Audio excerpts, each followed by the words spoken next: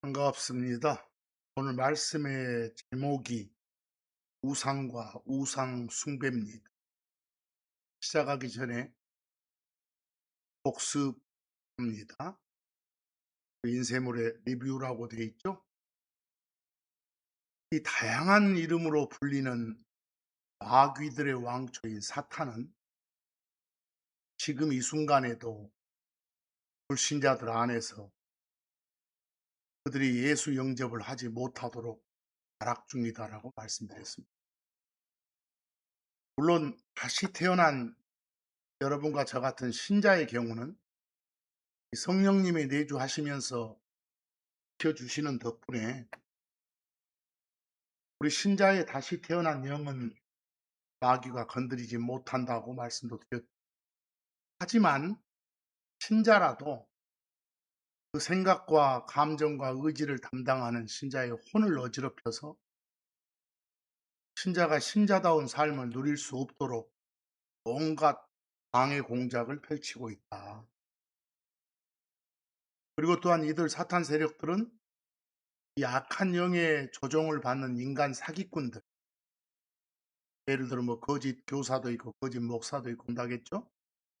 그들을 이용해서 어지럽힐 수도 있다. 또는 성경에서 이 세상의 코스, 이 세상의 행로라고 표현되는 이 사탄적인 시스템들, 곧 정치, 경제, 사회, 문화, 교육 이런 여러 분야 등을 이용해서 어지럽힐 수도 있다. 그러니까 하나님의 진리인 말씀을 무기 삼아서 이 사탄 세력한테 아예 틈을 주지 말자. 정신 똑바로 차리고 깨어있는 그런 신앙생활 하자라는 게 지난 주간 전했던 말씀의 핵심이었습니다. 여기 복습에 보면 사탄의 다양한 별명들이 나와 있죠. 그리고 한번 다시 살펴보시고 그 에베소서 2장 2절에 방금 했던 말씀 나와 있잖아요. 지나간 때에는 너희가 그것들 안에서, 그래서 그것들은 앞절에 나와 있는 불법들과 죄들이에요. 그것들 안에서 이 세상의 행로를 따라서 공중의 권세를 가진 통치자가 바로 사탄의 별칭이죠. 곧 다시 말해서 지금 불순종의 자녀들 안에서 일하는 그 영, 그 사탄을 따라서 걸었었다라고 되어 있습니다. 에베소 4장 27절, 베드로전서 5장 8절은 주의사항이죠. 힘도 주지 말고 정신 차리고 깨어 있으라라는 말씀이었습니다.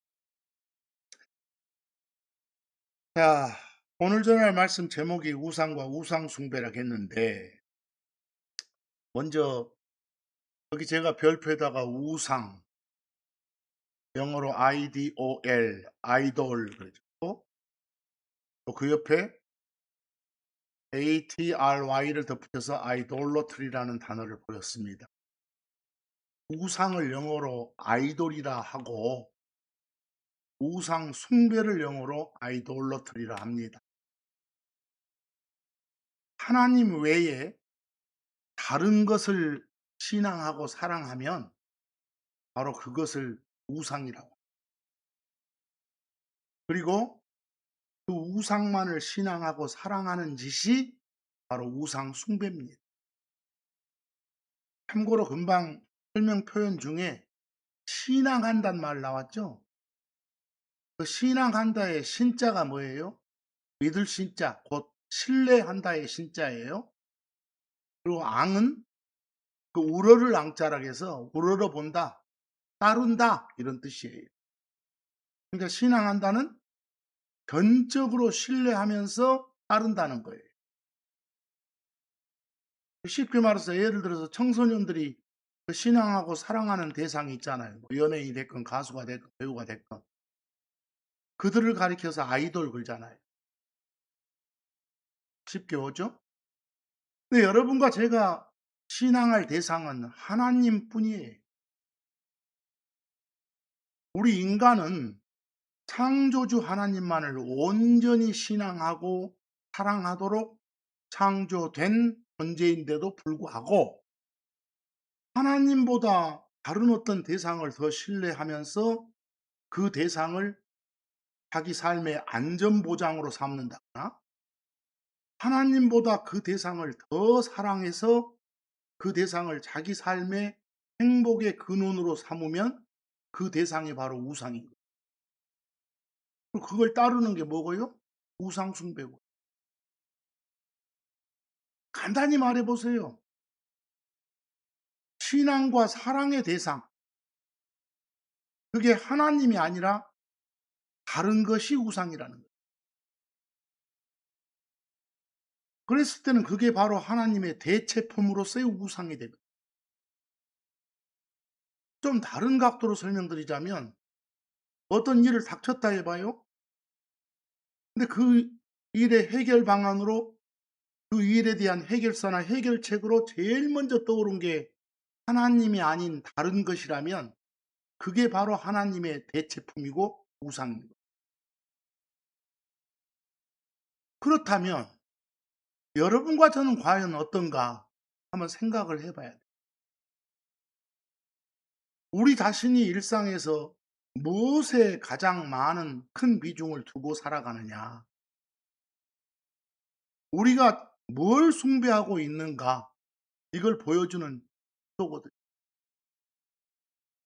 여러분과 저의 생각과 시간, 또 우리가 쏟는 에너지가 하나님 아닌 다른 대상, 뭐 재물이 될 수도 있고 미래에 대한 염려가 될 수도 있고 또 속에 있는 욕망이 될 수도 있죠.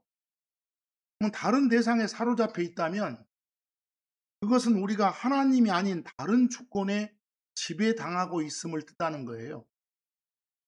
바로 그게 우상인 거예요. 결국 그리고 더 나아가서 우상 숭배라는 것은 외형적인 형태가 어떠하든 간에 내 삶의 중심이자 주인이신 하나님의 자리를 찬탈하는 모든 것을 말해요. 하나님보다 더 사랑하고 더 의지하는 내적인 그리고 외적인 모든 대체품을 경계하며 사는 것이 하나님 중심의 삶을 사는 첫걸음이 되는 거예요.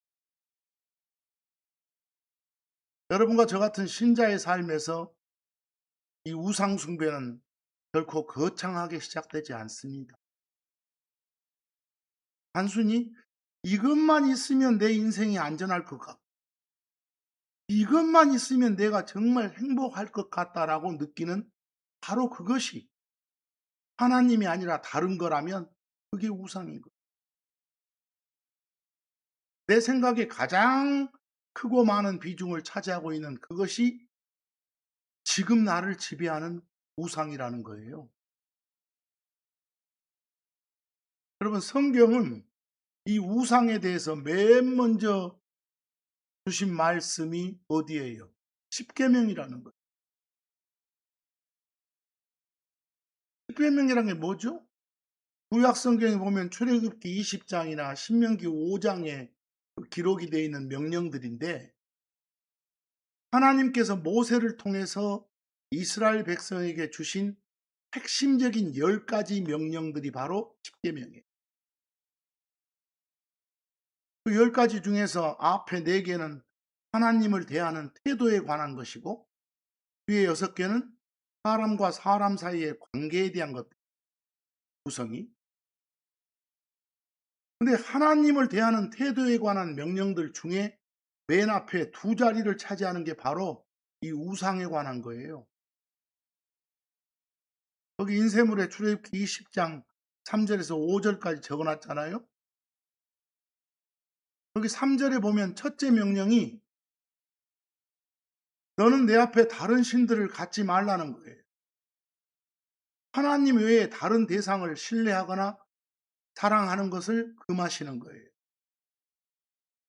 또 4절에 보시면 어째요?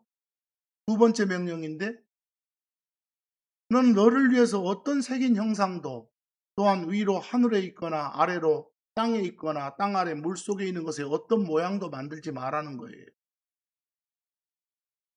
또 만들어 가지고 그것들한테 자신을 굽히지도 말고 섬기지도 말라는 거예요. 결국은 눈에 보이는 물질로 하나님의 대체품을 만들어서 형상화시켜서 신앙하고 사랑하는 행위, 숭배하는 행위를 엄격히 금하시자. 근데 20장 5 절로 가 보면요. 거기서 이 명령들을 어기면 가만두지 않으시겠다고 경고도 하시잖아요. 근데 말씀의 핵심은 이 하나님의 대체품으로 만들어진 어떤 물건의 방점이 찍혔다기보다는 그걸 신앙하고 사랑하는 행위가 되다라는 것에 방점이 찍혀 있는 거예요.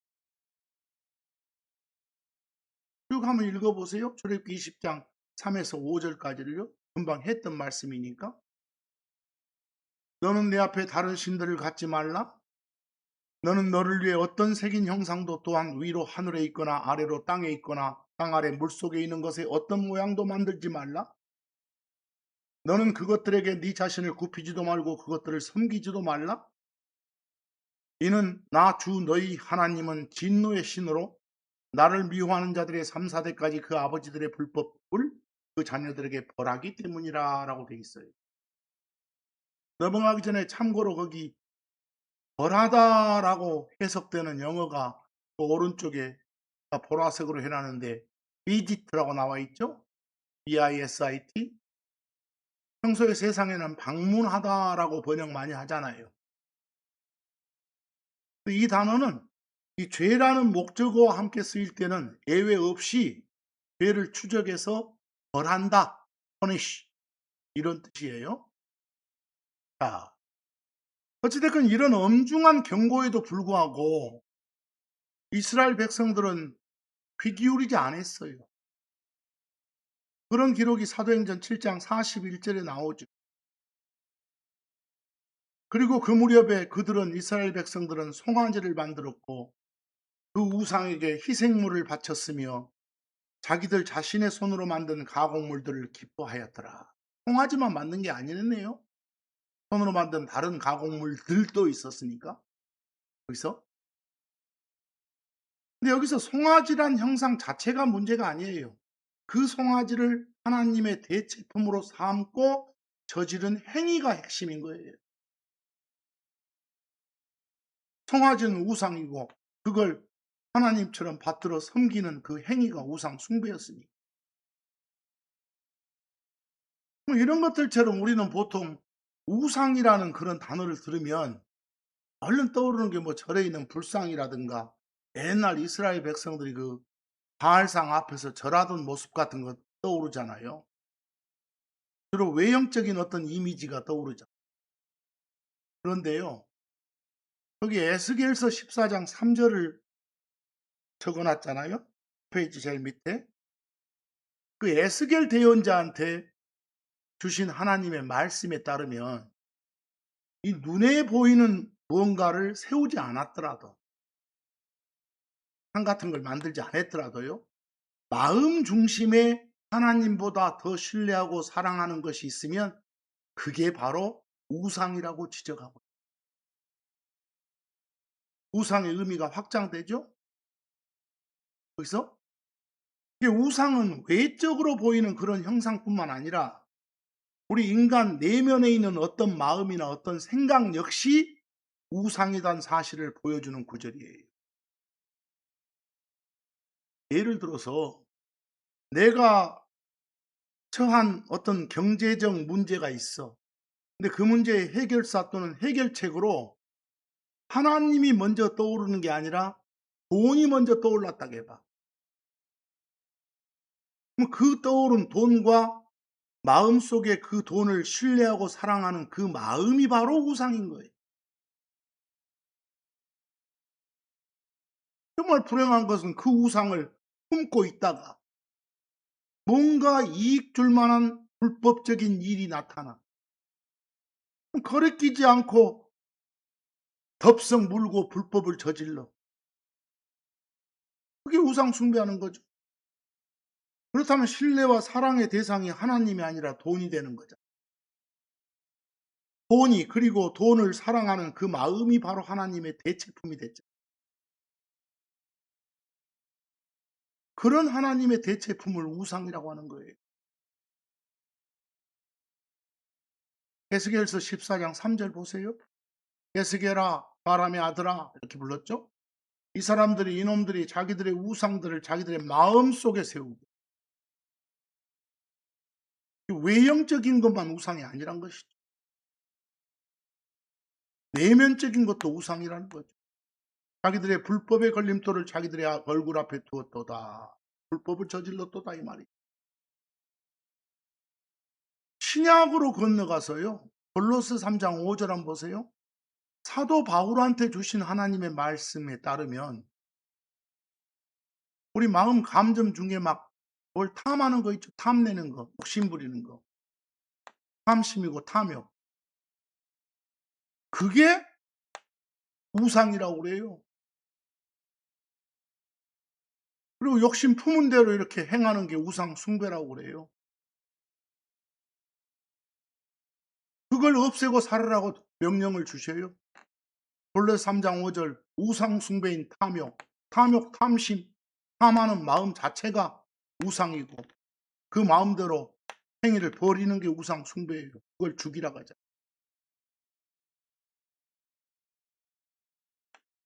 하나님 말씀은 뒷전에다 두고 이 물질이나 세상 가치를 끊임없이 갈망하고 욕심내면서 그것에 지배당하는 그런 마음 상태. 그게 욕심이나 탐욕이죠. 다시 말해서 하나님 없이 채우려는 우리 내면의 욕망, 이게 우상이라는 거예요. 그걸 밖으로 드러내서 행동으로 옮기는 게 따르는 게 우상 숭배라는 거예요. 근데 신약으로 넘어오니까 우상은 일상에서 하나님보다 먼저 신앙하고 먼저 사랑하는 세상적 가치나 물질 그리고 자신의 어떤 욕망, 탐심으로 정의가 이렇게 확장돼요.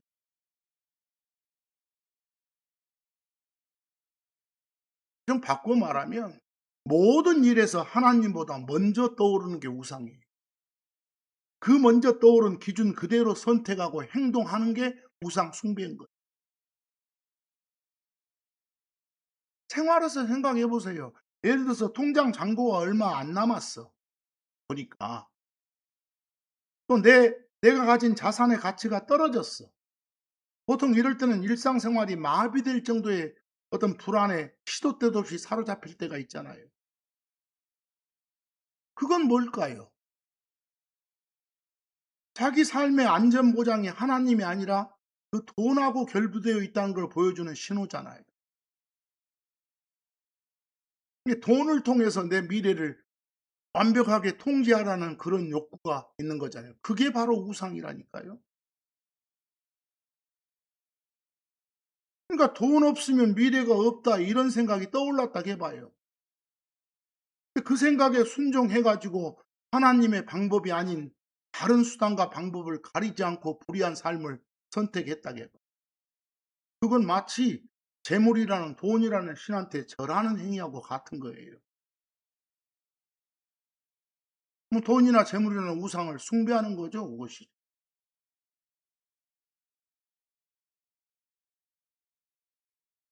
하나님께서 공급해 주실 것을 신뢰하면서 평안을 누리는 것보다는 돈이 없으면 당장 내 인생이 무너질 것처럼 극도로 불안해하면서 어떤 불법적인 수단과 방법을 가리지 않고서라도 재물을 모으고 지키는 일에 내 삶에 큰 비중과 큰 에너지를 쏟아 부을 때 그때 되면 그 돈 재물이 바로 하나님을 대체한 우상이라니까. 이게 다양한 각도로 설명할 수 있잖아요. 외우라는 거 아니에요.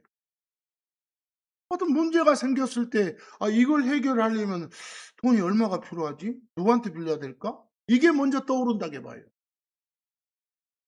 그럼 은연중에 하나님보다 돈의 재물의 힘을 더 신뢰하고 있다는 거잖아요. 그때는 바로 재물의 힘에 대한 그 신뢰가 우상인 거예요. 그 신뢰가요. 아까도 말했잖아요. 문제가 생겼는데 이 분야 해결을 하면 누구한테 연락해야 되지? 그래 갖고 어떤 사람이 딱 최우선순위로 떠올랐어. 그럼 떠오른 그 사람의 권력을 하나님보다 위에 둔 거예요, 힘을. 그럼 하나님보다 먼저 떠오르는 그 사람이나 그 사람의 힘이 우상인 거예요. 요즘 우리 사는 이 현대의 제일 무서운 우상은 자기 자신이에요. 내 생각, 내 계획, 내가 설정한 미래의 청사진이 하나님의 뜻보다 맨날 우위에 있는 상태가 요즘 현대인들의 많은 현실이잖아요. 그건 자기 자신이 우상인 거예요. 신자라도 기도를 열심히 하지만 그 기도의 목적이 하나님 뜻을 구하는 게 아니라 오직 내가 세운 계획을 하나님이 무조건 도와주시도록 설득하는 과정이 될 때가 있어요. 그러다가 만약 자기 뜻대로 일이 풀리지 않으면 하나님을 향한 거대한 분노와 원망이 쏟아져 나온다. 그런다면 그건 사실상 하나님 섬긴 게 아니라 하나님을 도구 삼아서 내 계획이라는 우상을 섬기고 있었다는 걸 입증하는 거죠. 생각이 떠오르는 것 자체는 유혹일 수 있지만 그 떠오른 생각의 지시를 따라서 하나님의 방법이 아닌 다른 방법으로 행동에 옮기는 순간 떠올랐던 그 생각이 우상이고 그 생각을 따르는 게 우상 숭배가 되는 거예요. 하나님의 평가보다 이 사람들의 주변 사람들의 시선과 판단에 휘둘릴 때가 많잖아요. 사실 하나님께서 기뻐하시는 일이라도 사람들이 싫어하면 주저하고 사람들이 오히려 칭찬하는 일이라면 하나님의 뜻과 상관없이 행한다 해보세요. 그런 상태라면 그런 경우는 주변 사람의 평가나 주변 사람의 인정이 하나님을 대체하는 우상입니다. 사람들이 나를 싫어하면 어쩌지? 이런 두려움이 먼저 떠올라 가지고 하나님의 진리 대신 사람들의 눈치를 보면서 비굴하게 타협하는 길을 걸어간다 해보세요. 그러면 사람의 평판이란 우상한테 자기 삶을 바치고 있는 거라니까요. 얼마나 넓어요. 억울한 일 당했을 때 하나님의 공의를 기다리는 것보다는 내 안에서 먼저 솟구치는 내 감정과 혈기를 따라서 보복한다. 그럼 그 감정이 우상인 거예요. 뭔가 선택의 기로에서 하나님의 뜻을 묻기보다 어떤 세상적인 통계라든가 인간적 계산을 먼저 신뢰해서 움직인다. 그럼 그 이성이라는 게 바로 우상인 거예요. 그렇다고 해서 주의하실 점은 있어요. 우리 인간이 사람이 이 몸뚱아리와 혼을 가졌잖아요.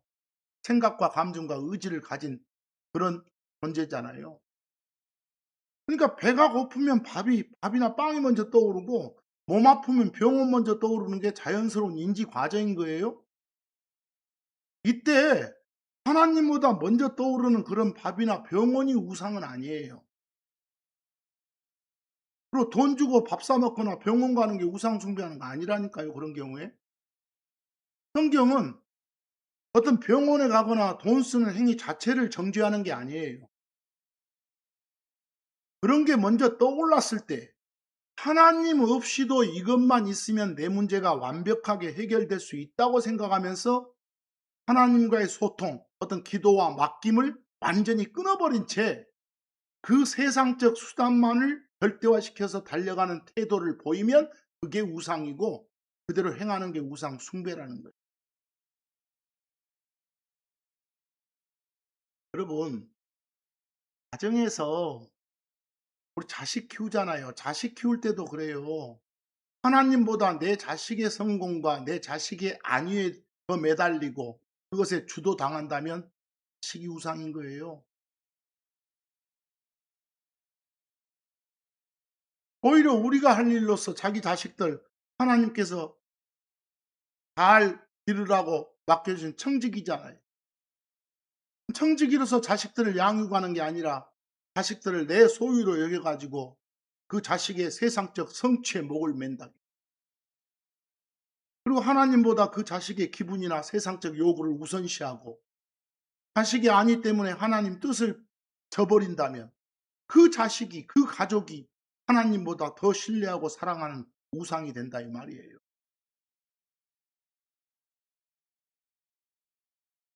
세상을 바르게 하겠다는 그런 정의감조차도 그것이 다른 사람을 정죄하고 자기 자신을 의롭게 여기는 독선이 되는 순간 자기의라는 우상을 따르는 그런 우상 숭배로 변질되는 거예요. 가장 순수해 보이고 아름다운 것조차도 그것이 하나님 제치고 최우선순위를 차지하는 순간 우상이 되는 거예요.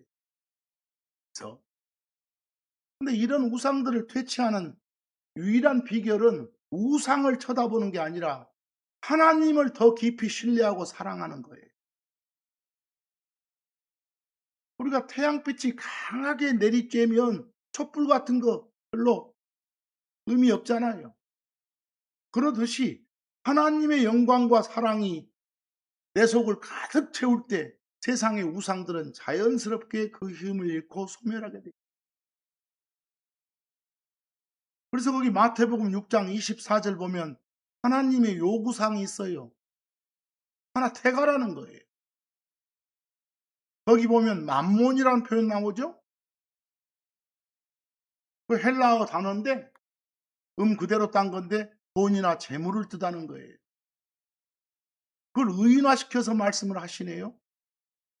마태복음 6장 24절. 아무도 두 주인을 섬길 수 없느니라. 너희는 하나님과 맘몬을 동시에 섬길 수는 없느니라 그랬죠.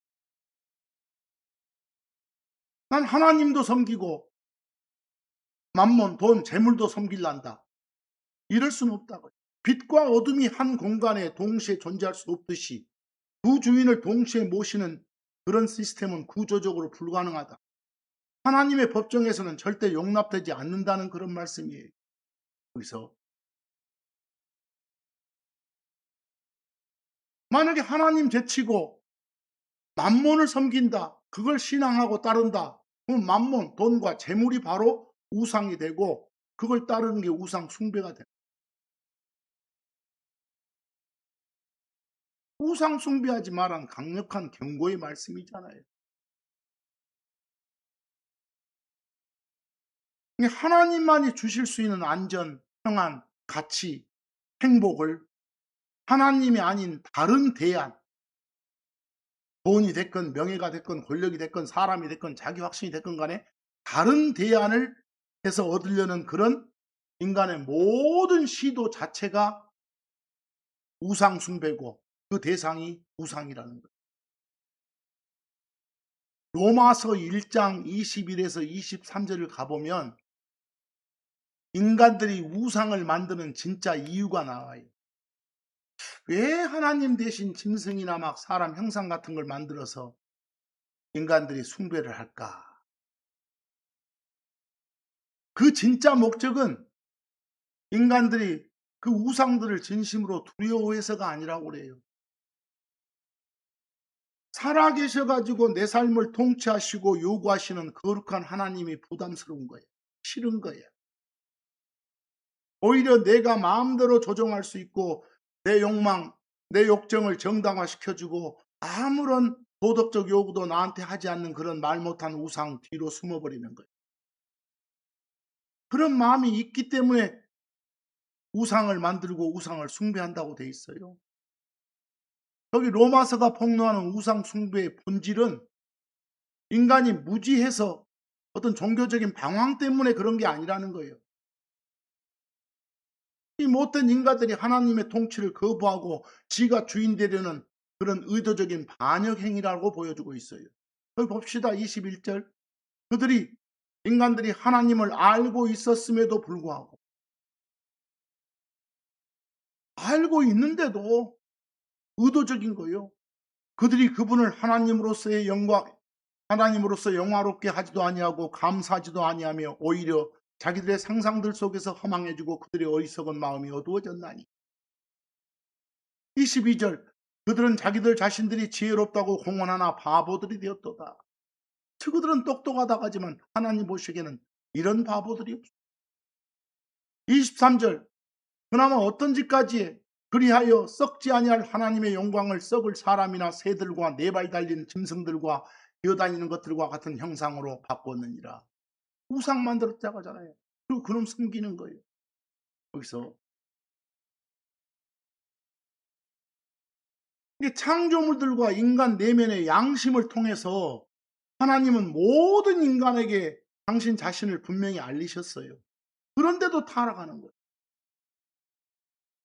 이 말씀에 의하면 그런 타락은 하나님에 대한 지식이 없어서 발생한 무지의 소치가 아니라고 하잖아요. 하나님이 계신다는 엄연한 사실을 알면서도 의도적으로 외면하고 거역한 반역이란 점을 말씀하고 계시는 거예요. 21절에서. 거기서 하나님을 하나님으로 인정하지 않는 것. 이들은 창조 세계를 통해 하나님을 알 만한 지식을 줬음에도 불구하고 하나님을 하나님으로서 영화롭게 하지도 아니하고 감사하지도 않았다는 거예요. 그 결과 인간의 생각이 허망해졌고 미련한 마음으로 어두워졌다는 거예요. 하나님 떠난 인간의 이성은 결코 독립적이지 못하고 급속도로 부패하게 됩니다. 그러다 보면 자아가 비대해지죠. 스스로 지혜롭다고 하나 바보 되는 거예요. 지 철학과 세상 학문 자랑하면서 스스로 지혜롭다고 공언하지만 하나님 보시기에는 가장 비참한 어리석은 자들, 바보들이 되었다. 그러다 보니까 이놈들 하는 짓이 뭐였단 소리예요. 우리가 우상숭배의 본질이 23절에 나오잖아요. 썩지 아니할 하나님의 영광을 썩어 없어질 걸로 바꾼다는 거예요. 무한하신 하나님의 가치를 창조물들의 틀에다 가둬버리는. 그러니까 결국 이런 말씀은 뭐예요? 눈에 보이는 물리적인 그런 형상, 신상뿐만 아니라 하나님을 대체하는 모든 대체물들을 경계하라는 말씀이에요. 참고적으로 여러분, 보통 보면 어떤 그 집안에나 어떤 차 같은 데 이렇게 십자가상이나 물고기 형상을 이렇게 걸어두잖아요. 그걸 기독교 상징물로 사용하거나 몸에 지니고 다니는 그런 행위가 성경적으로 타당할까? 그런 생각 안 해보셨어요? 그 형상 자체를 어떻게 인식하고 대하는가? 이런 내면의 동기와 태도에 따라 성경적 타당성이 갈라져요. 성경에서 눈에 보이는 어떤 시각적 매체가 항상 금지된 건 아니에요.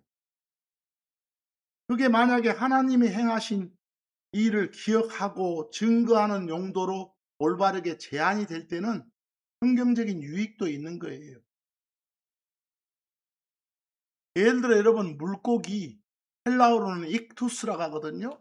여기 제가 참고에 적어 놨잖아요. 물고기란 단어 익투스 그 5글자 철자 한 글자 한 글자가 다 어떤 단어들의 첫자를 따 가지고 주르륵 이어 놓은 거예요. 헬라어로 예수를 이에수스 하는데 거기에 첫 글자. 또 헬라어로 그리스도를 크리스토스라고 하는데 거기에 첫 글자. 헬라어로 하나님을 태우라고 하는데 거기에 첫 글자. 헬라어로 아들을 휴오스라고 하는데 거기에 첫 글자. 헬라어로 구원자 구세주를 소테르라고 하는데 거기에 첫 글자를 따서 쭉 이어 놓으니까 공교롭게도 물고기란 뜻의 헬라어가 됐던 거예요. 그래서 요 익투스 물고기는 이 형상은 초대교회 성도들이 그 로마의 극심한 박해 속에서 서로가 크리스천임을 확인하기 위해서 보통 동굴 벽에다 그렸던 일종의 암호예요.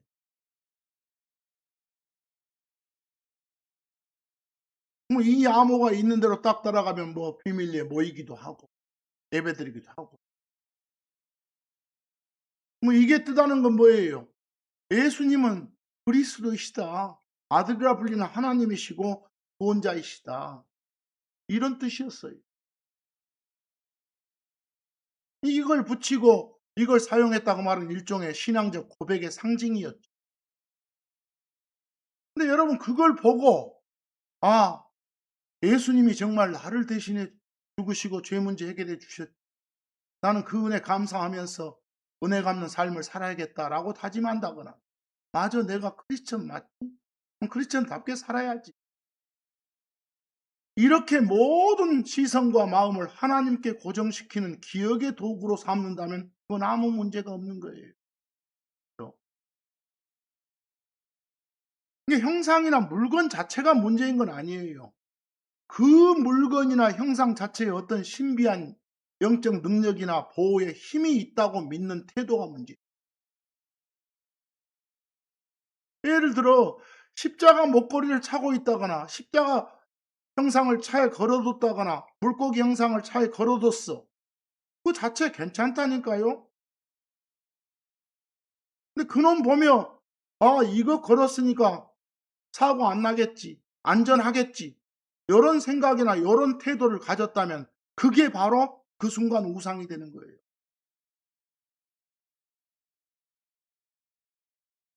어떤 위기 상황에서 하나님을 향한 신뢰보다 '내 목에 내 차 안에 십자가 있으니 물고기 형상 있으니 안심이다.' 이 마음이 먼저 떠오르고 그걸 의지하게 된다면 그 순간 그 십자가 형상이 그 물고기상이 하나님을 대체하는 우상이 된다니까요.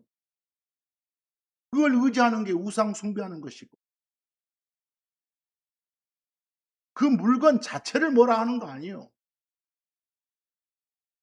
여러분 성경에서도 거기 민수기 21장 8에서 9절 한번 봐 보세요. 이집트에서 이스라엘 백성들을 탈출시켜 놨더니 광야에서 맨날 불평불만하고 하나님을 신뢰하고 사랑하지 않아. 그러니까 하나님께서 이 독 들어있는 뱀들을 보내 가지고 그 불평불만한 놈 다 물려 죽게 만들었어. 그리고 곧 걸걸걸하게 만들었단 소리예요. 그러자 모세가 나서서 하나님께 중보하죠.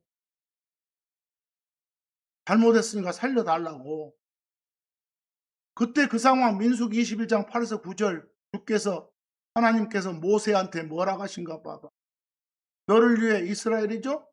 대표자니까 사나운 뱀. 여기서 그 사나운 뱀 할 때 그 사납단 영어가 fire인데 막 불을 뿜는 뱀이다 이 말은 아니에요. 그만큼 어떤 독성이 있는 일종의 독사겠지. 그런 뱀을 만들라. 어떤 뱀의 형상을 만들라고 하잖아요. 그리고 장대 위에다가 그것을 고정해라. 형상을 만들어서. 그리고 그걸 쳐다보게 하라는 거예요. 그럼 물린 자마다 그가 그것을 쳐다보면 살게 되리라고. 노스로 뱀을 만들으라는 거예요. 그래서 9절 모세가 노스로 뱀을 만들어 그걸 장대에 두자 뱀이 어떤 사람을 물었을 때 그가 그 노스로 만든 뱀을 쳐다보면 그가 살게 되었더라 그러잖아요. 하나님이 만들으라고 한 형상이잖아요. 이 노스로 만든 뱀은. 이 자체가 문제는 아니라는 거예요. 그걸 하나님의 힘과 능력이 어떠한지를 그걸 통해서 생각하는 도구로 이용된다면 그건 우상이 아니에요.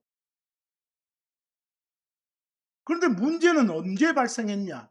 열왕기하 18장 4절 가보면 나중에 그 히스기야 시대, 히스기야 왕 시대 이야기인데요. 이때 갔더니 세월이 지났더니 사람들이 놋뱀 만들어 놓고 거기다 절하고 예배드리고 제물 바치고 그러는 거예요. 그건 그 놋뱀이 하나님의 대체품이 됐다는 거 아니에요. 그 순간 그건 뭐라고요? 우상이라고. 하나님의 능력에 대한 기억의 도구가 아니라요.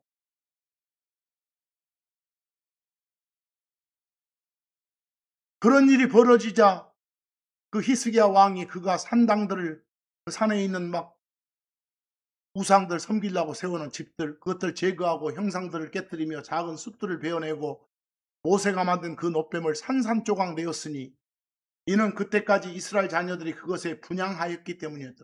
뭔 짓 한지 알겠죠? 벌써 우상으로 섬기는 거 있는 거예요. 그리고 그 놋뱀을 갖다가 느우스탄이라고 막 불렀네요. 하나님의 대체품으로서 자기들 보호해 주는 그런 신이다 이 말이에요. 거기서.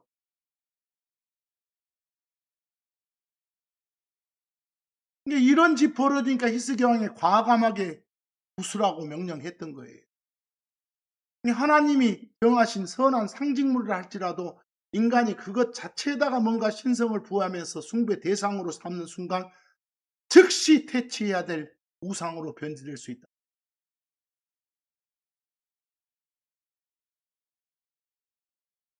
그러니까 아까 십자가상이나 물고기 형상 같은 것도 마찬가지예요. 아시겠죠?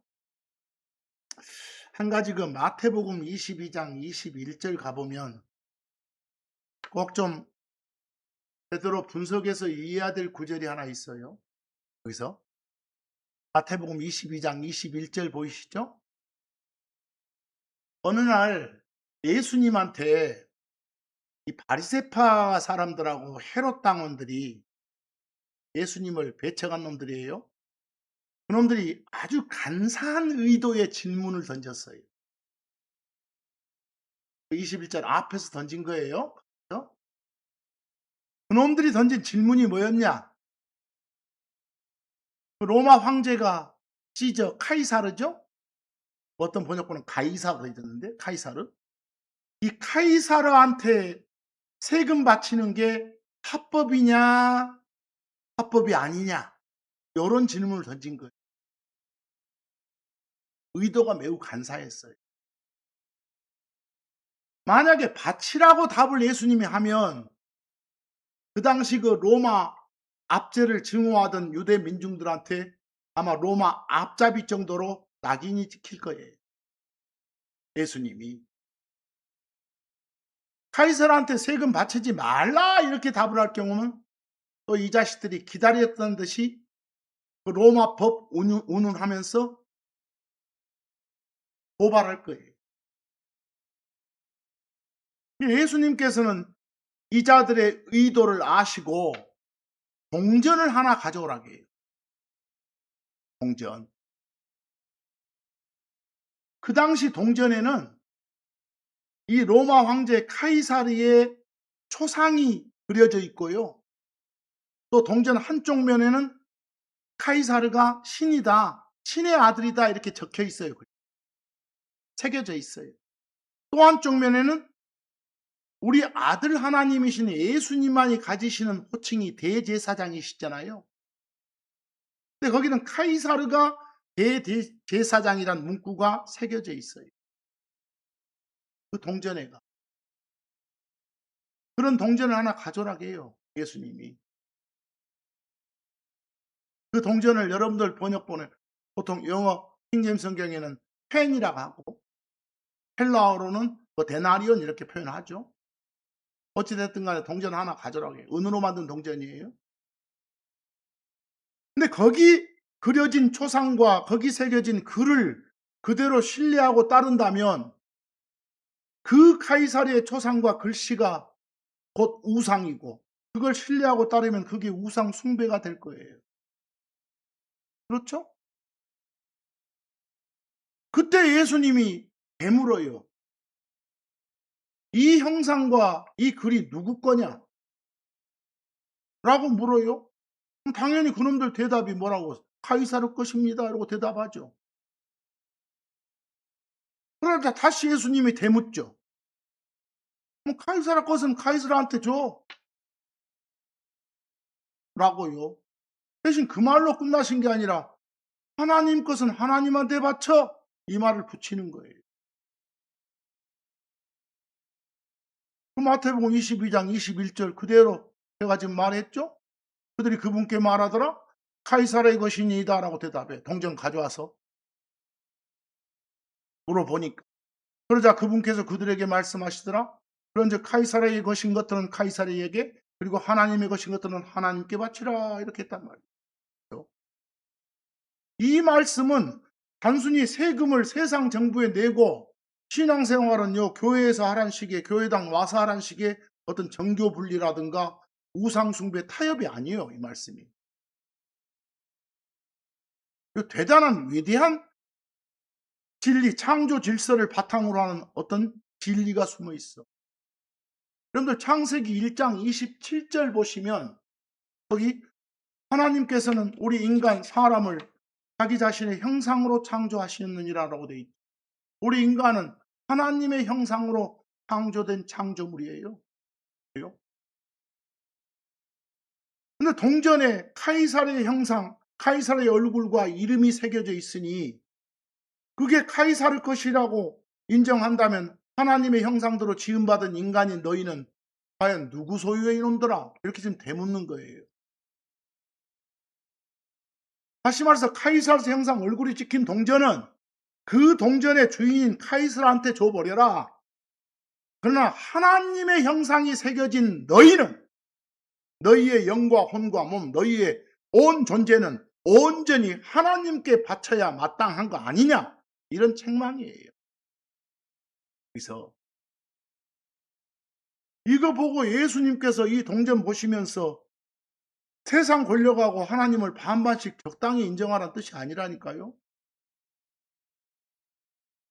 카이사르가 자기 스스로를 신이라고 부르든 대제사장이라고 부르든 우리 신자의 진짜 통치자는 오직 하나님뿐이다를 기억하고 타협하지 말라는 강력한 경고였어요. 근데 예수님 대답은 카이사르와 하나님을 동등한 위치에 둔 게 아니에요. 카이사르 지가 지 아무리 자신을 신의 아들이라고 주장하면서 동전에다 글을 새겨놓고 권세를 부려봤자 그 카이사르조차도 결국 하나님의 주권 아래에 있는 한낱 창조물에 불과하다는 선언이세요. 세상 통치자가 가지는 권세는 제한적이고 인간이 목숨 걸고 온전히 모든 걸 바쳐야 될 진짜 대상은 오직 하나님뿐이라는 그런 메시지였어요. 결국 질문했던 간사한 요놈들 덫에 걸리지 않으시면서도 예수님은 그 돈 몇 푼 바치는 문제로 잔머리 굴리지 말고 하나님의 형상으로 지음받은 너희 자신을 온전히 하나님께 바치라는 그런 진리로 이 자들의 입을 틀어 막아버린 거예요.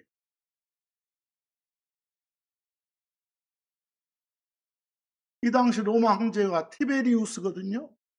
이 로마 황제는 동전에다가 자신을 신의 아들이자 대사장을 새겨 넣으면서 스승으로 우상이 되려 했던 거예요. 세상 권력자들은요, 옛날이나 지금이나 지들이 영원한 신이라도 된 것이냐 권력을 휘둘고 우상 숭배 체제를 만들어요. 예수님 이 말씀 카이사르의 것은 카이사르에게 주라고 하심으로써 그 세상 권력자들이 만든 돈과 세상 정치 체제 안에서 그들이 부리는 권세를 잠시 허용한 거예요. 그들의 권위를 인정하는 게 아니라 이들의 권위를 인정해서가 아니요. 너희가 세상에서 아무리 신의 흉내를 내면서 헛짓해봤자 너희가 굴리는 그 동전 한 입, 너희가 다스리는 이 땅조차도 결국 진짜 주인이신 하나님의 손바닥 안에서 잠시 허용된 것에 불과하다란 절대적 주권의 선언인 거예요. 세상 권력은 끊임없이 새로운 우상을 만들어내면서 인간의 눈을 멀게 하잖아요.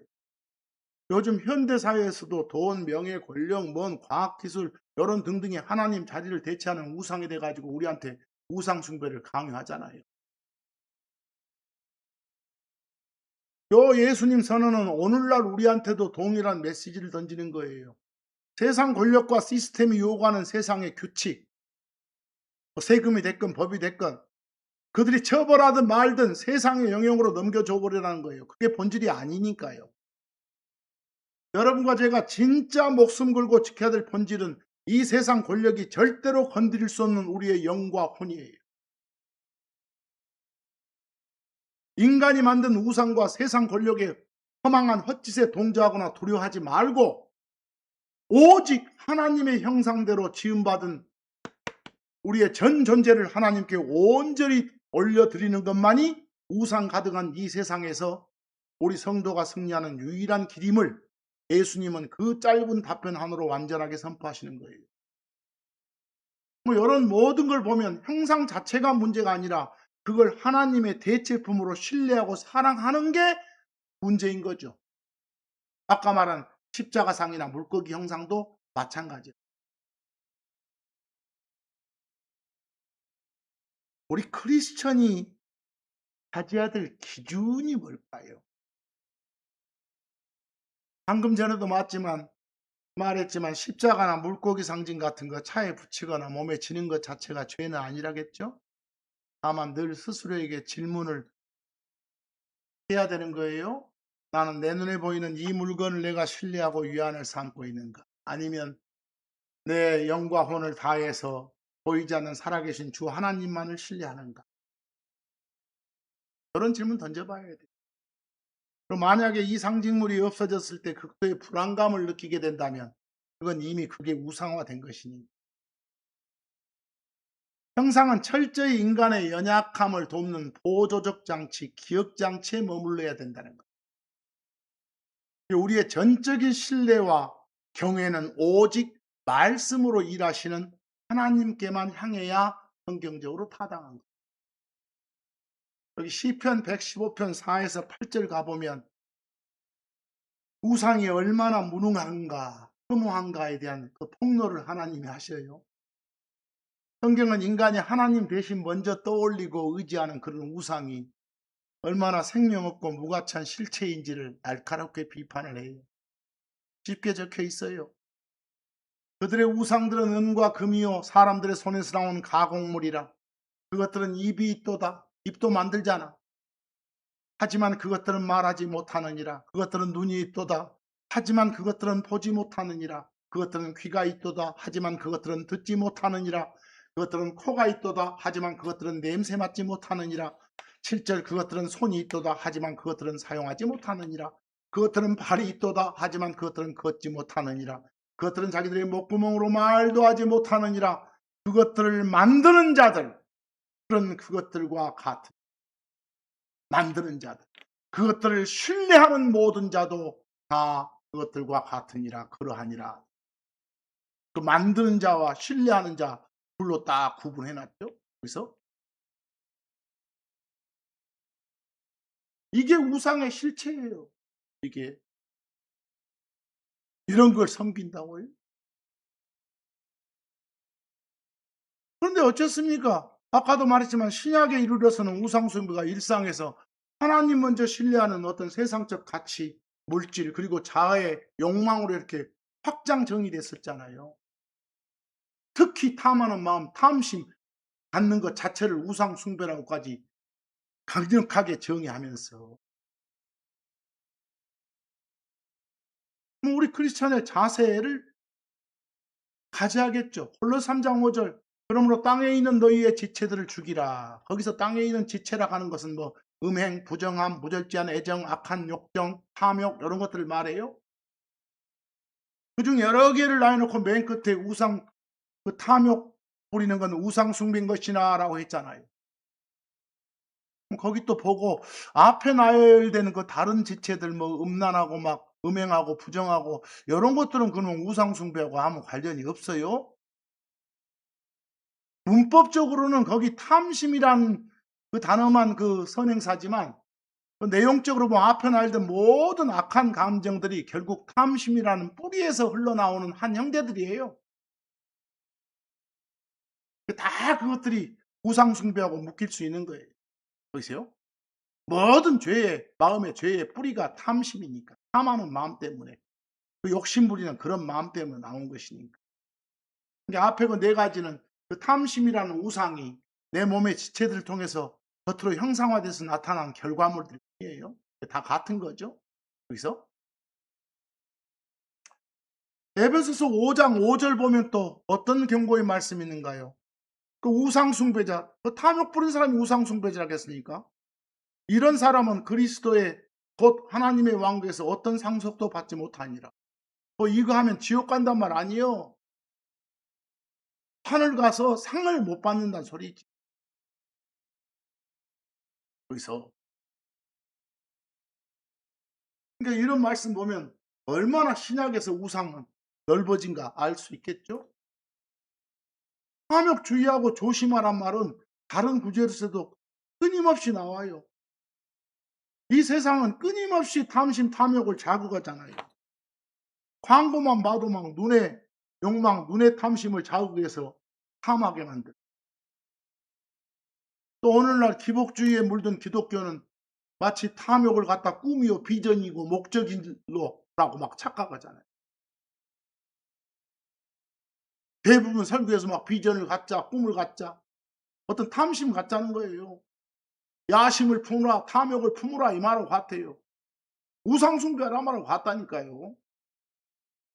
성경은 뭐라고 해요? 히브리서 13장 5절 너희 행실을 탐욕이 없게 하라. 탐심 갖지 말라는 거예요. 그리고 너희가 가진 그런 것들로 만족하라고. 지금 갖고 있는 걸로 뭐 굶어 죽어요? 그걸로 만족하라고.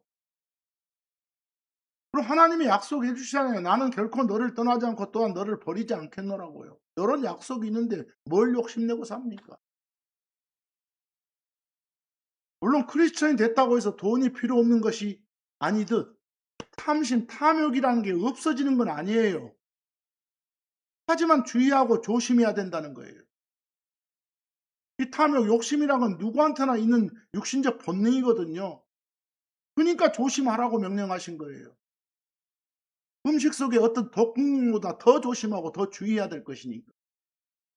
그래서 누차 말하잖아요. 누가복음 21장 15절 탐욕을 주의하라 그리고 조심하라고요. 이런 말씀은 이교도들한테 주신 말씀이 아니라 하나님이신 예수님께서 직접 자기 따르는 제자들한테 그런 주신 말씀, 우리 크리스천한테 주신 명령이라고 하도 돼요. 주의하고 조심하라는 건 주의하고 조심해야 안전한 거예요. 바울 통해서도 말씀하시잖아요. 디모데전서 6장 8에서 10절, 8하고 10절. 먹을 것과 입을 것 있으면 그것으로 만족하라고요. 더 이상 탐심 부리지 말고. 10절 돈을 사랑함이 모든 악의 뿌리이기 때문이라. 만약에 악의 뿌리라서 돈이 자리를 잡고 그 돈을 신뢰하고 사랑한다면 그 돈이 뭐가 되니까? 우상이 되고 그 행위 자체가 우상 숭배가 되는 거니까. 분명하게 간절을 촉구하는 단호한 명령들이잖아요. 여기서 더 단호한 선포 구절들 요한일서 5장 21절 너희 자신들을 우상들로부터 지키라 그러잖아요. 접할 수밖에 없으니까. 고린도서 10장 우상 숭배를 피하라 하잖아요. 마지막으로 구약의 말씀 레위기 19장 4절 너희는 우상들에게도 돌아서지 말라. 또한 너희 자신들을 위해 주조된 신들을 만들지도 말라. 나는 주 너희 하나님이라. 어떤 하나님을 기억하는 기억 도구로서 어떤 물건이나 어떤 모양 만드는 거 그거 말하는 탓하는 거 아니라니까요. 그걸 하나님의 대체품으로 삼았을 때가 문제지.